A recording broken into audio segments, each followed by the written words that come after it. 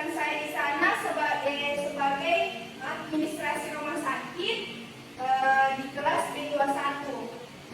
Pertama-tama pada kesempatan yang saya dapat ini, saya ingin berbagi pengertian dan bahaya dampak buruk narkoba di Indonesia. Saya akan membagikan brosurnya Bapak-bapak dan Ibu sekalian.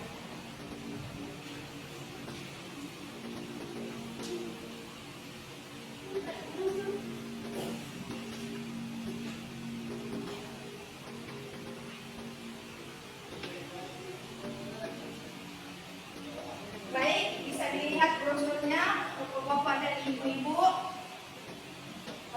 Langsung saja pembahasan saya di sini yaitu bahaya narkoba. Pasti Ibu dan Bapak-bapak sekalian sudah tidak asing dengan kata narkoba. Narkoba ini singkatan dari narkotika, psikotropika, dan obat terlarang atau yang biasa juga disebut dengan nafsa. Saya menjelaskan sedikit tentang narkoba itu. Narkoba adalah bahan zat yang jika dimasukkan dalam tubuh manusia, baik secara oral atau diminum, dihirup maupun disuntikkan, dapat mengubah pikiran, suasana hati, atau perasaan dan perilaku seseorang. Jenis-jenis narkoba sendiri itu Bapak-bapak dan Ibu-ibu sekalian, saya akan menyebutkan beberapa jenis yang umum di telinga masyarakat sekalian, yaitu ada morfin, LSD, heroin, ganja, kokain, dan opium. Dan masih banyak jenis-jenis ganja lainnya. Terus masing-masing jenis narkoba ini memiliki efek yang berbeda-beda Bapak-bapak dan Ibu sekalian. Dan tentunya banyak sekali dampak psikologis yang dapat diakibatkan penggunaan narkoba ini. Seperti dapat dirasakan gelisah, lamban kerja, ceroboh dalam bekerja, hilangnya percaya diri, sulit berkonsentrasi, suka menghayal, curiga yang secara berlebihan, hilangnya kontrol pada diri sendiri, pemalas, dan emosi.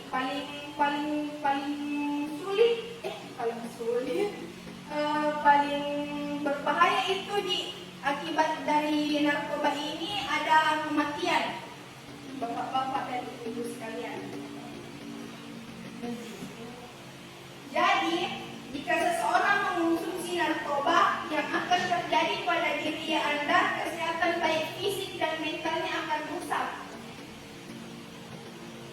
Tentunya narkoba sendiri memiliki peran penting bagi orang-orang yang ada pun juga narkoba ini tidak hanya dipandang negatif sebenarnya, karena memiliki juga peran penting bagi dunia medis sebagai obat anti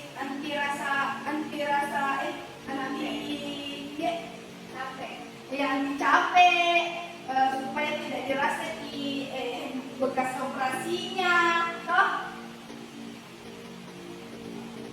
Dan bermanfaat juga untuk mengatasi depresi sebagai obat bius, tapi dosis yang tidak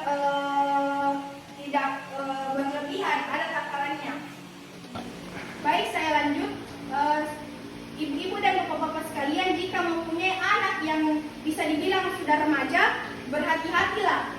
Ibu dan bapak-bapak sekalian harus lebih memperhatikan anaknya agar tidak terjerumus ke hal-hal negatif seperti ini, seperti penggunaan narkoba. Apalagi di lingkungan kita ini lagi maraknya narkoba di kalangan remaja, ya ibu-ibu sekalian. Sebenarnya itu pun disebabkan dari beberapa faktor. Mungkin dari faktor lingkungannya, atau perasaannya yang sangat tinggi, yang penasaran yang sangat tinggi, dan hanya coba-coba. Yang sedari awal hanya coba-coba, tapi karena keseringan jadinya ketergantungan dan menyebabkan kecanduan. terpengaruh juga dari teman dekatnya yang menggunakan narkoba. Makanya ibu-ibu dan bapak-bapak sekalian, sebagai orang tua harus lebih memperhatikan anaknya. Dan itulah yang menyebabkan remaja jadi rentan menjadi pengguna narkoba. Bahaya narkoba sendiri pada anak remaja bisa membuat mereka mengembangkan masalah kesehatan orang dewasa, penyakit jantung, tekanan darah, dan gangguan tidur. Selain itu, anak remaja menggunakan narkoba dengan jarum suntik juga berisiko tinggi mengidap penyakit yang ditularkan melalui darah.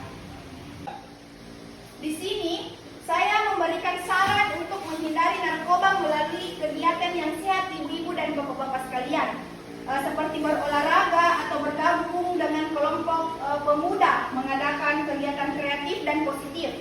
Dan kita harus bisa memilih teman yang baik untuk dijadikan teman dan teman yang buruk untuk dijauhi. Saya berharap semua orang di sini tidak menggunakan narkoba karena tidak baik untuk tubuh. Selain itu, juga narkoba ilegal menurut hukum negara. Saya harap dengan saya melakukan penyuluhan ini, bahaya narkoba ini dapat menambah wawasan dan pengetahuan para kakak-kakak dan ibu-ibu bapak sekalian tentang narkotika dan obat-obatan terlarang, serta dapat menjadi penggiat anti narkoba di lingkungan sekitar masyarakat sekalian. Sekian dan terima kasih. Wassalamualaikum warahmatullahi wabarakatuh. Terima kasih.